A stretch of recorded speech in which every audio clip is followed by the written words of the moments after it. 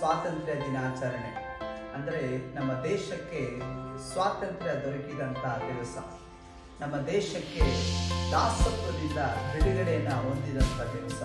ಹಾಗಾದರೆ ದೇಶಕ್ಕೆ ಸ್ವಾತಂತ್ರ್ಯ ದೊರಕಿದೆ, ಆದರೆ ನಿಜವಾಗಿಯೂ ನಿನ್ನ ಜೀವಿತದಲ್ಲಿ ಒಂದು ಸ್ವಾತಂತ್ರ್ಯದ ಒಂದು ಸಂತೋಷ, ಒಂದು ಸಂಭ್ರಮ ನಿನ್ನ ಜೀವಿತದಲ್ಲಿ ಇದೆಯಾ? ದೇವರ ಮಕ್ಕಳೇ, ದೇವರ ವಾಕ್ಯದಲ್ಲಿ ನಾವು ಕಾಣ್ತೇವೆ.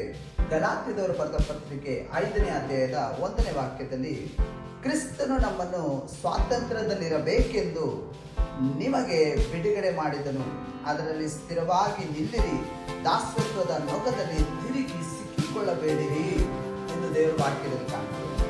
ಹಾಗಾದ್ರೆ ದೇವರ ಮಕ್ಕಳೇ, ದೇವರ ವಾಕ್ಯದಲ್ಲಿ ಕಾಣ್ತೇವೆ, ಕ್ರಿಸ್ತನು ನಮ್ಮನ್ನು ಸ್ವಾತಂತ್ರ್ಯದಲ್ಲಿರಬೇಕೆಂದು ನಮ್ಮನ್ನು ಬಿಡುಗಡೆ ಮಾಡಿದನು. ಹಲ್ಲೆಲೂಯಾ. ಇವತ್ತು ದೇವರ ಮಕ್ಕಳೇ, ಯೇಸುವನ್ನು ಸ್ವಂತ ರಕ್ಷಕನಾಗಿ ನಾವು